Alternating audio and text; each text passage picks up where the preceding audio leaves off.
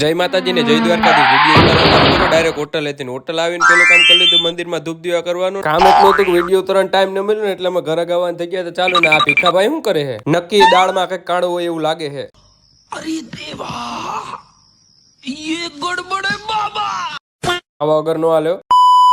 શિવરાત્રી એટલે જમવાવાળા તો બધા મેળામાં વયા ગયા હતા ને એટલામાં 3 વાગી ગયા હતા ને આ ભાઈ મોબાઈલમાં ઘૂસતા મારતા હતા. મેં કીધું હવે મોબાઈલ મૂકો ને, મેં કીધું હવે હકેલવાનું કામ કરો ભાઈ. આવતો તો બરાબર નો કંટાળાનો ઓલી દુકાને ગયો તો વિજયભાઈ તો એનું હાજરી પત્રક કાઢીને બેઠા હતા. મેં કીધું મારી હાજરી પૂરતા ને હું આવું તો હાલ છે. એ લોકોને ટાટા કહીને ખચકાવી ઘર બાજુ જવા ને મેં કીધું લાય થોડુંક પેટ્રોલ ભરાવતો જાવ. પૈસા તો હતા ને એટલે આ ભાઈને કીધું, મેં કીધું ખાતા બુકમાં લખી નાખજે ને હું જાઉં છું ઘરે. ને ઘરે જતો હતો એટલામાં બસ સ્ટેન્ડ તો ભારી ટ્રાફિક તો હોય જ ને, મેળો હે કે વાતું ને એટલામાં ફાટક પડી ગયા તો ફાટક બંધ હતું. દુઃખ કાંઈ ખતમ નહીં હોતા બે.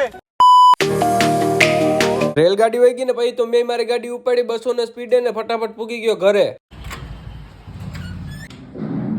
જમવાનું હતું બાકી એટલે જમીને આવી ગયા ભાઈ પાસે. ભાઈ તો આડા પડકે હુતા હતા. મેં કીધું હવે સીધા થઈ જાય, તમારો કસરતનો કાર્યક્રમ ચાલુ કરીએ. પછી એને ફટાફટ કસરત કરાવી દીધી ને તો દુકાનમાં છગન ને મગન આવી ગયા હતા. પછી એને માલ દઈને આવી ગયા ઘરમાં ને એને ભાઈને જ્યુસ નો ટાઈમ થઈ ગયો એટલે એને જ્યુસ પીવડાવી દીધું. તો મયુરભાઈ ને કીધું, મેં તો હાલો ગામમાં ફરતા આવ્યા ને અમે પૂકી ગયા ગણેશ મોબાઈલમાં પ્રીમિયમ સ્કીન નો ખજાનો. હો ભાઈ તમે આવી જાજો મરાવી હોય તો. સ્કીન મરવીને અમે નીકળી ગયા ઘર બાજુ. તમે વિડીયોને લાઈક ફોલો કરી દેજો ને મજા નહીં આવે.